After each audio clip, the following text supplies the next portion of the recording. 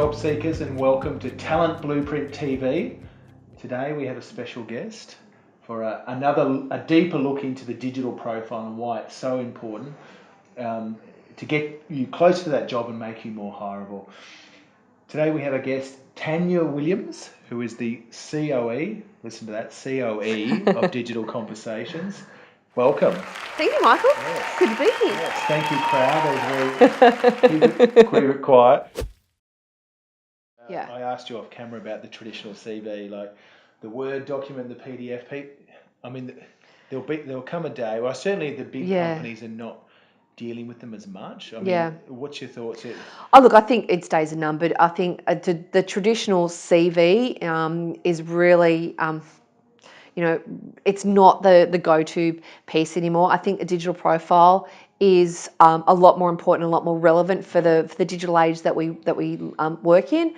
And the conversations that I'm having with a lot of recruiters are exactly that. The first place they will go is online to look up someone's profile overall to see what sort of what their expertise is and find out a little bit more about them. So that traditional CV of having a 3 or 4 page PDF document is becoming less and less relevant. It's more of, I see it now as more of a support document. Yeah, okay. And I think even that will sort of change over time as well. No, look, I echo those sentiments. I mean, it's just if you're dealing with 60 or 70 applicants downloading PDFs, it's just digital profile, you go bang, look through the candidates, get a good feel for them. So it's clunky, clunky. But I know a lot of job seekers out there are thinking, digital profile, that's just another word for LinkedIn. Like, what is it? Like, LinkedIn clearly is an important piece of that puzzle. Of course. But it's not, I mean, LinkedIn is one part of it. So your digital profile is your overall digital footprint. So it's all of the things online that form that digital profile, so to speak. So LinkedIn, yes, is a very big part of that. Your social media pages, so Facebook, Twitter, Instagram, whatever that might be. If you have a blog, obviously that's a part of it. A website, or your About Us sort of pages, landing pages, those sorts of things. Literally everything that you have online forms your digital footprint. And a good way to look at what that looks like now is just by Googling yourself. If you Google yourself, and I've done it myself, where I will, there'll be pages of stuff come up, and there'll be things from like 9 years ago in past roles where I've written a blog about whatever that particular thing was that come up when you do a search. So it stays alive for a long time, this stuff, but that forms part of my digital footprint. So it's really important to have the right things out there. So anyone can see, just by looking at my digital footprint, the progression that I've taken in my career to where I am now. But also if I've got a particular area of expertise as a candidate now that I want to profile, I should be writing a lot and doing a lot of content around those particular areas as well. So if I say I'm an expert in this particular area, then writing blogs, doing LinkedIn articles, posting about those types of things across your platforms and so forth can help you be seen as an expert in those areas.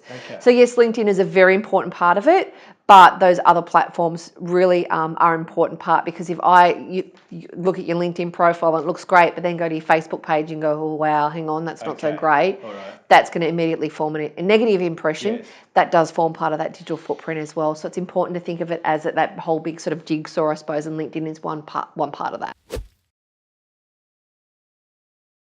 Tell me a few tricks or tools that someone could use just to give it that extra boost. So a few of the areas that I see often get missed is things like your background photo. So you can have like a header image in your LinkedIn profile. So making that relevant to what you do. So if you are a mechanical engineer, maybe some of the imagery can relate to exactly what you do in your role. Then you can create like a little collage of images using something like Canva. So a header image is often not done. Having a summary, is an overall summary of your career, not just your current role, but even things like having recommendations. A lot of people don't get recommendations, and that's social proof for you. So it's like having a testimonial, but it's a recommendation that sits on your profile, looks great. Uploading projects you've worked on, like really looking at all the different areas and putting as much information into that real estate as possible. I think you're allowed something like 2,000 words in your summary and your current role. So make use of that real estate. Don't just have dot points of, I do this and I do this and I do this. It needs to be worded in a way that a potential employer or recruiter can look at it and go, oh wow, this is how they help people. These are the solutions that they provide or the outcomes. So again, even your title, what I often see with people is they'll have, oh, my name's Tanya and I'm chief of everything. Rather, the title should be, I help businesses solve X, Y, Z. So it's more around the outcomes rather than having your actual title as such. So again, it's all outcome and solution based. So it's little things like that and thinking about how you can take it to a new level rather than just having some of the basics that even a lot of people get wrong, because I see so many bad profile photos that you just cringe and go, oh my god, really? Your wedding photo's not your photo of you surfing on the weekend. Like, there's things that just aren't acceptable as profile photos. So again, just get the basics right as well. We're doing a whole episode on photos, so that's coming up soon. And that's pure comedy, some of that. So I was just thinking when you were saying that, so some industries like, and we talked about other Facebook, but maybe like Instagram, if you're in a visual arts, or that would play a part. Definitely. You can do some really creative stuff on some of these platforms. So I say, use a lot of video content. Video is, going to be 74% of all online traffic this year, according to Google. Like, it's really important to have video content. And again, it shows your personality and people can get to see a bit more about you. So have video content on your LinkedIn profiles and across other areas like blogs. Certainly things, if you're a bit creative, you can create little infographics that, rather than just doing a resume, create an infographic with your career. Like, there's lots of free tools that you can access now to be a little bit creative. So it's about how you can stand out using some great imagery perhaps. So if you are creative, so if you're in marketing and those sorts of roles, typically you're more of a creative person, use that to your advantage. Graphic design. If you're a graphic designer, you want to have amazing graphics and so forth in everything that you're putting out there, because that's showcasing your talent. That's right. So again, it's thinking about what you do, your expertise, and how you can showcase that in the best possible light for a potential recruiter or an employer to look at that, and making sure that everything you do is boss friendly. Look, I've seen candidates get very close to offers, literally about to be, the email about to be sent, the stamp about to be put on, here's the dream job. But before we do that, we might just do a little Facebook check and what happens? What happens then? Oh, I've seen so many instances where someone's had some not great stuff on their Facebook profile. Facebook? Is that mainly Facebook, because I think people go, oh, look, I'm aware of LinkedIn and I know that's my professional business-to-business platform, so it needs to look good. I think they think, oh, because Facebook is my personal platform, it's not really important, so it doesn't really matter what I have on that, which is so far from the case. I have had conversations with multiple clients where they have literally just said, no, I'm not even going to interview that person based on what they saw on their profile page. So if you're wanting to keep it very separate, then there are certain settings and so forth you can do to change your privacy settings, which is always a great idea if you want to hide that. But always be mindful of what's on that platform and before you post anything. And I mentioned before about being mum friendly. So the mum test is basically, would mum approve of this? And if mum's not going to approve of that post, probably not a great idea to put it on your Facebook page because a potential boss is going to see that as well. So again, just be mindful of what you're putting out there, I think is really important. So whether it is Facebook, LinkedIn, Twitter, Instagram, whatever it might be very conscious of the content, because once it's out there, that forms part of your digital footprint, which is part of your profile. So it's really important.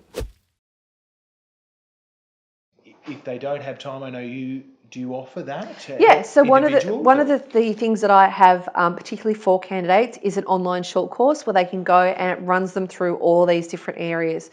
So not just what they should be doing from a LinkedIn point of view, but some other platforms that they can be using that they probably haven't heard of before, how to look at and review what they're doing from a Facebook point of view, some new technologies, apps, tools and so forth they can use to help this whole process. And it's literally something that will take them a couple of hours to do. So again, once you've got it done, it's really easy to maintain. A lot of the time it's just helping them be aware of what's available out there, because a lot of the time when I talk to candidates about this, they go, oh, I've never heard of that before, or I didn't realize I could do that, or I hadn't thought of doing that. So again, it's being mindful of it and taking the time, particularly if you are currently looking for a role, to make sure that looks great. And then as you move forward and as you go into a new role, it's easier then to update and keep maintained. It's about having that great platform and that great foundation to start with.